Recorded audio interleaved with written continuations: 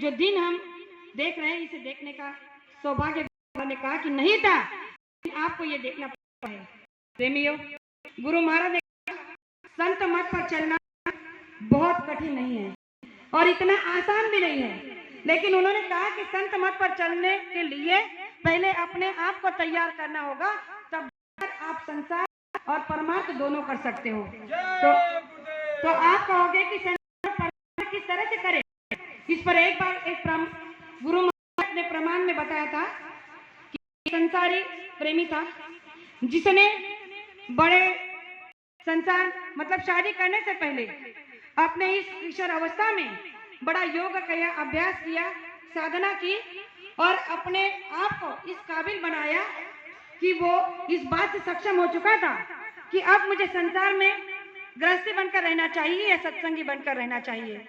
तो उसने उस समय संत थे कबीर जी, तो कबीर जी के पास गया और कहने लगा कि मैंने तो योग विद्या से सब कुछ प्राप्त कर लिया है, लेकिन अभी मन में एक बहुत बड़ी समस्या है, उस समस्या में करवाना चाहता हूँ।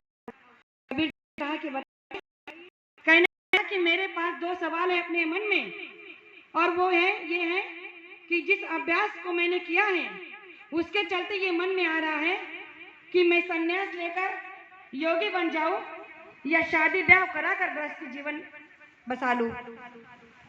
जैसे ही उस प्रेमी ने कबीर जी को ये बातें कही तो कबीर जी ने कहा कि देखो, तुम्हारी दोनों ही बातें बड़ी उच्च कोटि की है। जैसे ही कबीर जी ने कहा कि तुम्हारी ये दोनों ही बातें बड़ी उच्च कोटि की है, तो उस प्रेमी ने कहा कि मैं समझा नहीं, दोनों ही बातें बड़ी उच्च कोटि की कैसे हो सकती है? तो उन्होंने कहा मैं इसका जो उत्तर है तुम्हें प्रत्यक्ष रूप में देना चाहता हूँ, इसलिए इसकी प्रतीक्षा करो। जिस दिन ये समय आएगा मैं तुम्हें तुम्हारे इन प्रश्नों का उत्तर दे दूंगा।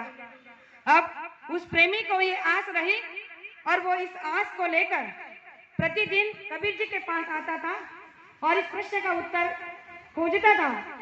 लेकिन कई दिन ऐसे बीत गए और एक दिन जब वो आया तो कबीर जी दिन में अपने घर के बाहर, कुटिया के बाहर चारपाई पर बैठ कर एक सूत को बिन रहे थे और सूत को बुन रहे थे।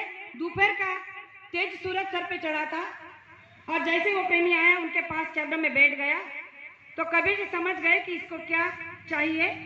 तो उन्होंने अपनी पत्नी को आवाज दी और कहा कि अंदर से एक लालटेन जला कर ले आओ। अब जैसे ही पत्नी को आदेश मिला उसने लालटेन जलाकर कबीर जी के पास लाकर रख दिया और अंदर चले गई। फिर कबीर जी ने कुछ समय तक वो काम किया, फिर वहां से उठकर कहने लगे कि चलो अब मैं तुम्हें कुछ और जगह लेकर जाना चाहता हूँ।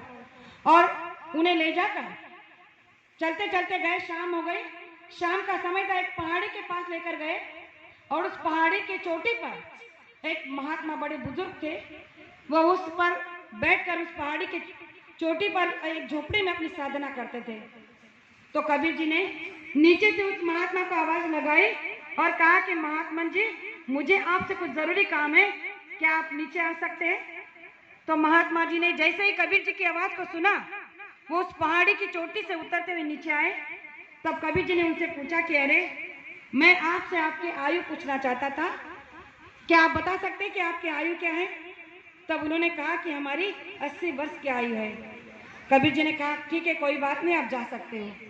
अब जैसे वो ऊपर गए, ऊपर जैसे ही वो झोपड़ी में जाने वाले थे कि फिर से इन्होंने आवाज लगाई और फिर कहा कि महात्मा जी, मुझे आपसे एक और सवाल पूछना है, क्या आप नीचे आ सकते हो? उसने कुछ नहीं कहा, फिर नीचे आया। फिर कबीर जी ने उनसे पूछा कि अरे, मैं तो आपसे पूछना भूल ही गया कि आपके सारे दांत उखड़ गए या अभी भी है? उन्होंने कहा कुछ आधे उखड़ गए, आधे बचे हैं। फिर कहा कि कोई बात नहीं, आप जा सकते हो। फिर वो महात्मा चले गए।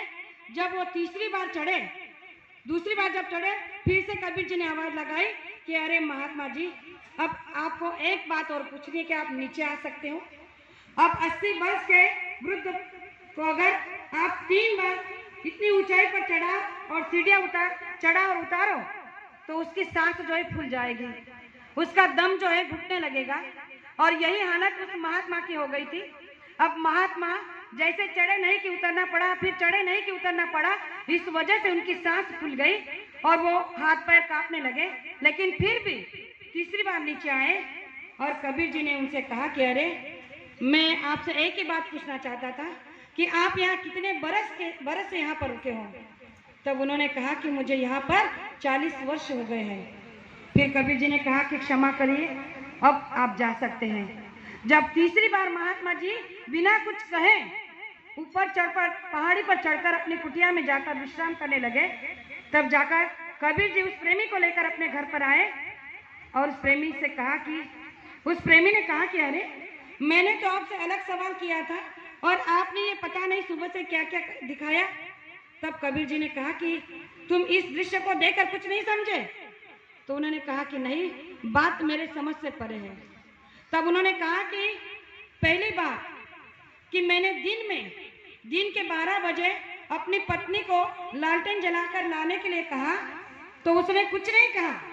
ये नहीं कहा कि अरे दिन में आपको लालटेन की क्या जरूरत है, भला आपके अकल अब सटिया गई हो क्या उम्र के साथ में जो आप ऐसे हरकतें कर रहे हो। उसने कुछ नहीं कहा, मैंने कहा, उसने करके दिखाया।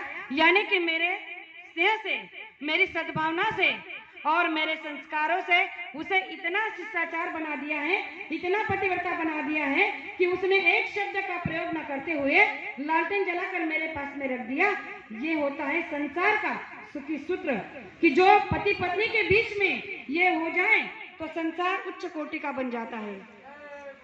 दूसरी बात, मैं तुम्हें उस महात्मा के पास लेकर गया ये सिखाने के लिए, ये दिखाने के लिए कि मैंने एक बार नहीं 3 बार 80 वर्ष के महात्मा को पहाड़ी से नीचे उतारा और चढ़ाया। उनकी सांस फूल गई, पता नहीं किस समय उनका दम निकल सकता था, लेकिन फिर भी जब वो तीसरी बार नीचे आए तो उन्होंने मुझे फिर भी ना उनके चेहरे पर कोई क्रोध था